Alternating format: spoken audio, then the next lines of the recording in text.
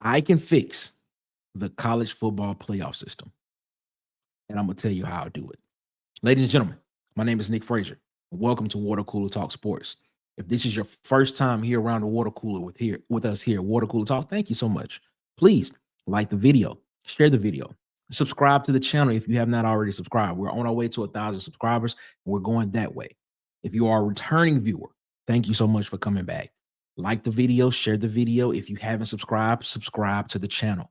We appreciate you so much. Always greatly appreciate that you come around here and chill with us around the water cooler. But let's get into the video topic of today of how I can fix the college football playoff. 16 teams is where you need to be at. 12 is too small for me. 16 is just perfect. But here's the catch. Here's the catch of how we do it. No group of 5 schools are invited. I apologize. Sunbelt can't come.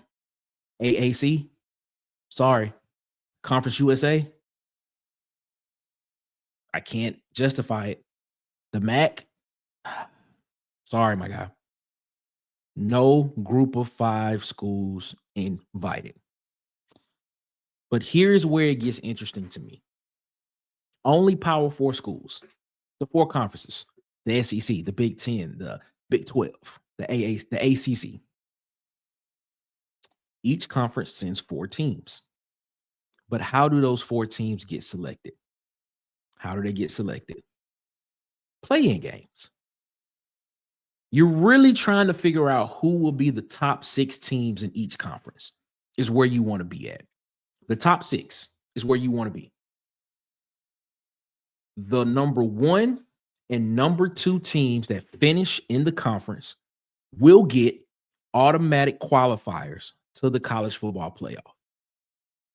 The number 3, 4, 5, and 6 teams will have play-in games at the conference level. Well, Nick, what are you saying? Are there no conference titles games? You are correct. Conference championships are gone. Don't need them.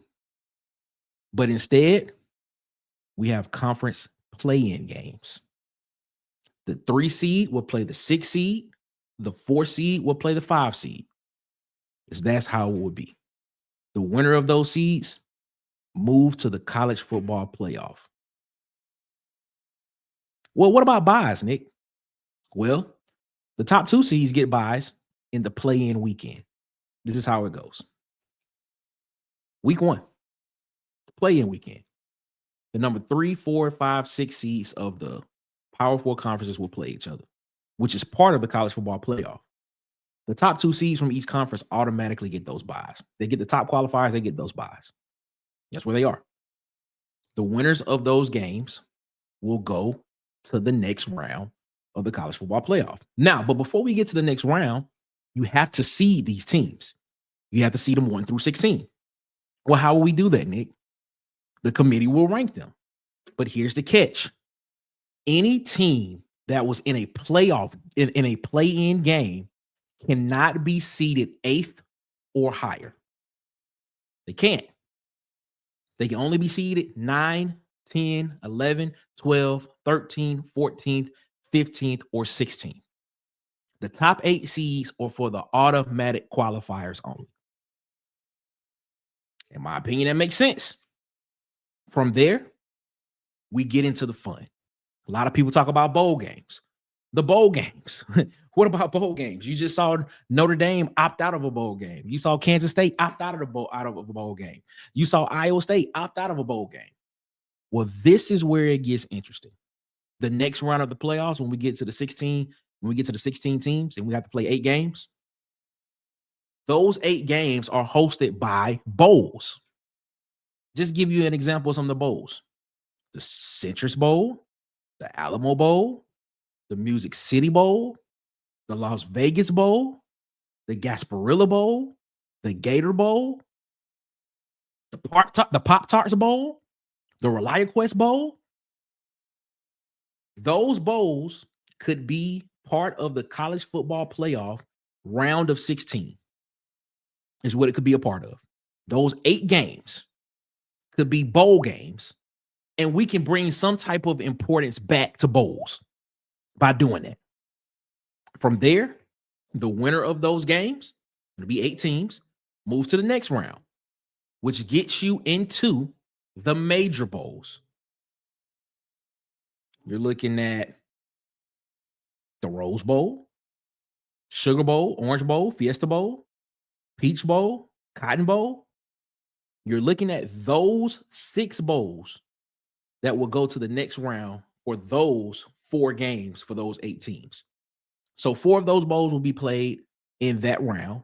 The winner of those games will go to the semifinals, which will be the 2 bowls that were not played in the previous week. Those semifinal games will then play for the national championship. Ladies and gentlemen, it's that simple. It's that simple. The only way the committee is involved,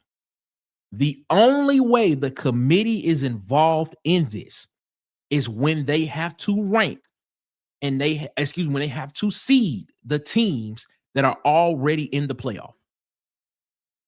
And no team that played in a play-in game on the conference level can be seeded 8th or higher. They can only be seeded 9th or lower. Make it simple. That's where your confusion can come.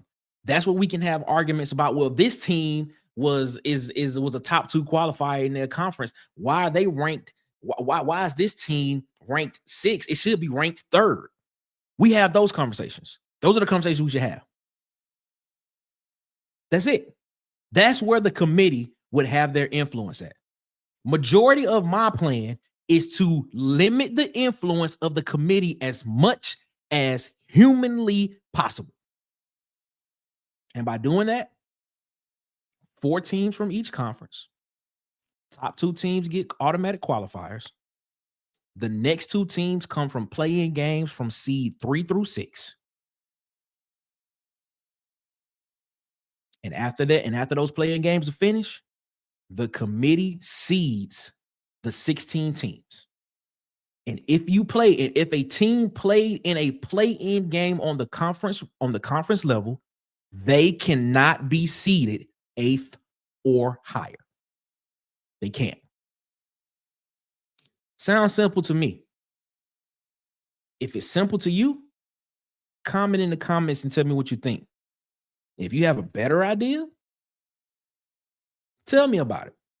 I've heard people talk about a 14-team playoff where you just have 2 teams get buys and everybody else plays their way in. Possible. It's the NFL model. But I think 16 teams are nice. I think it's pretty good for the college level. Tell me what you think about it. It wasn't a long video because it wasn't that difficult to understand. We make things so much more difficult sometimes, is what we do. But guess what? I think I just solved the college football playoff problem. I think I did.